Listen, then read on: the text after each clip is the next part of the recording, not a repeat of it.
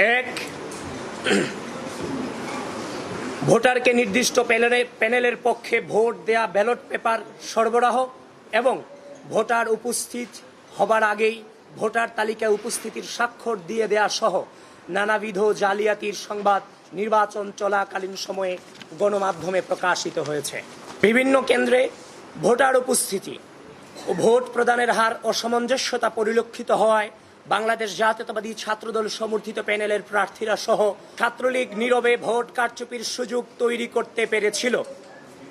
কিন্তু দুঃখজনকভাবে এবারের নির্বাচনে ব্যবহৃত ব্যালট পেপারেও কোনো ক্রমিক নম্বর ছিল না।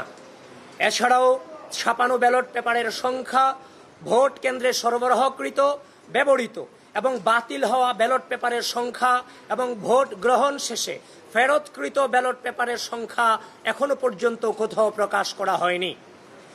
এমনকি বারবার জানতে চাওয়ার পরেও এ সংক্রান্ত তথ্যাদি কেন্দ্রে দায়িত্বরত পুলিং এজেন্টদেরকে জানানো হয়নি। ফলাফল প্রকাশের পর উল্লেখিত অভিযোগগুলো নিয়মানুসারে চিফ রিটার্নিং অফিসার বরাবর দায়ের করতে গেলে তিনি এসব বিষয়ে ঢাবি প্রশাসনের সাথে যোগাযোগের পরামর্শ দেন। পরবর্তীতে ব্যালট পেপার সংক্রান্ত ইস্যুতে একাধিক প্রার্থী ও পুলিং এজেন্ট কর্তৃক যথাযথ প্রক্রিয়া অনুসারে অভিযোগ দায়ের করার পরও ঢাবি প্রশাসন তদন্তের মাধ্যমে প্রয়োজনীয় ব্যবস্থা গ্রহণ না করে নানা অজুহাতে কালক্ষেপণ করে চলেছেন। 3, নির্বাচনে ব্যবহৃত ব্যালট পেপার কোন প্রেস থেকে ছাপানো হয়েছে সে বিষয়ে কোনো তথ্য প্রকাশ করা হয়নি। অনিরাপদ ছাপাখানা থেকে ফাঁস হওয়া নকল ব্যালটের মাধ্যমে ভোট কারচুপির অভিযোগ ইতিমধ্যেই এসেছে।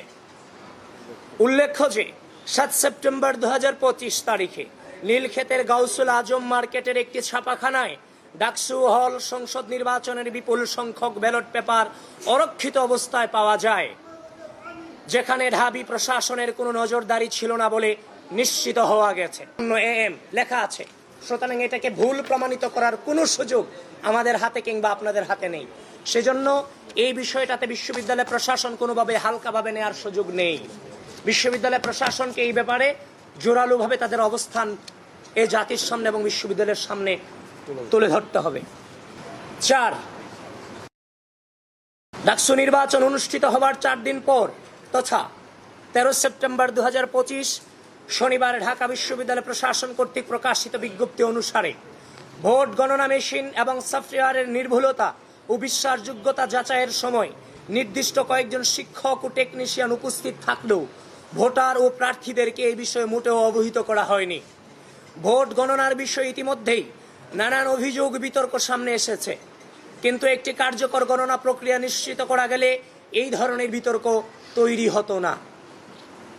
5, প্রত্যেক প্রার্থীর কাছ থেকে প্রতিটি কেন্দ্রের সম্মুখে উপস্থিত হয়েও ভোট কেন্দ্রে প্রবেশ করতে পারেনি এবং অনেক ভোট কেন্দ্রে পুলিং এজেন্টের অনুপস্থিতিতে পক্ষপাত দুষ্ট অবস্থায় ভোট গ্রহণ শুরু হয়। 7,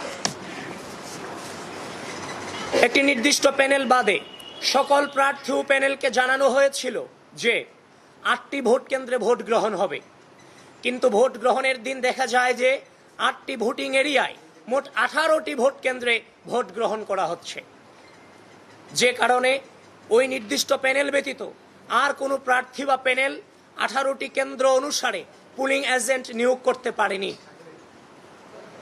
8, ডাকসু হল সংসদ নির্বাচনে কোন প্রক্রিয়া অনুসরণ করে পুলিং অফিসার নিয়োগ দেওয়া হয়েছে সে বিষয়ে অস্পষ্টতা রয়েছে। চিফ রিটার্নিং অফিসার কর্তৃক পুলিং অফিসার নিয়োগ করার কথা থাকলেও তাদেরকে ঢাকা বিশ্ববিদ্যালয় প্রশাসন কর্তৃক নিয়োগ দেওয়া হয়েছে বলে তিনি জানিয়েছেন। নির্বাচনী আচরণবিধি সম্পর্কে ন্যূনতম ধারণা না থাকায় অধিকাংশ পুলিং অফিসার নির্বাচনী আচরণবিধি সম্পর্কে সাংবাদিকদেরকে ভুল তথ্য দিয়ে প্রার্থীদের বিরুদ্ধে আচরণবিধি লঙ্ঘনের ভুয়া অভিযোগ তুলে নির্বাচনকে প্রভাবিত করেছেন, যার ভুক্তভোগী আমি নিজে, সেটা আপনারা অবশ্যই জানেন। আমি যখন টিচার্স ক্লাবে সকালে যখন প্রবেশ করি, রিটার্নিং অফিসার যিনি সেখানে ছিলেন তার অনুমতিক্রমে এবং তিনি দায়িত্ব নিয়ে আমাকে সেখানে প্রবেশ করিয়েছেন এবং বিভিন্ন বুথগুলো আমাকে দেখিয়েছেন। নয়। নিরাপত্তা ও ভোট সংশ্লিষ্ট দায়িত্বে থাকা কতিপয় অতি উৎসাহী বিএনসিসি, রোভার স্কাউট ও গার্লস গাইড সদস্যের ভূমিকা ইতিমধ্যেই প্রশ্নবিদ্ধ হয়েছে। নির্বাচনের দিন ক্যাম্পাসের প্রবেশ মুখে নিরাপত্তার দায়িত্বরত কতিপয় বিএনসিসি, রোভার স্কাউট ও গার্লস গাইড সদস্যের সহায়তায় একটি নির্দিষ্ট গোষ্ঠীকে ক্যাম্পাসে অবাধে প্রবেশের সুযোগ দেওয়া হয়েছে বলে শিক্ষার্থীদের পক্ষ থেকে একাধিক অভিযোগ এসেছে এবং একাধিক বহিরাগত শিবির কর্মীকে শিক্ষার্থীরা হাতে নাতে ধরে প্রক্টর অফিসে সুপর্দ করেছিল। 10.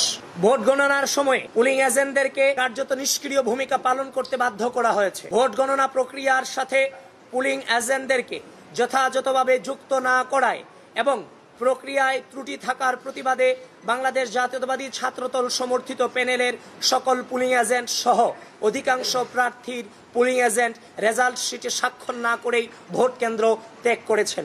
ব্যাপারে ক্রস চিহ্ন দিতে হয়েছে, কারণে একই ব্যক্তি একাধিক ভোট দিয়েছে কিনা সে বিষয়ে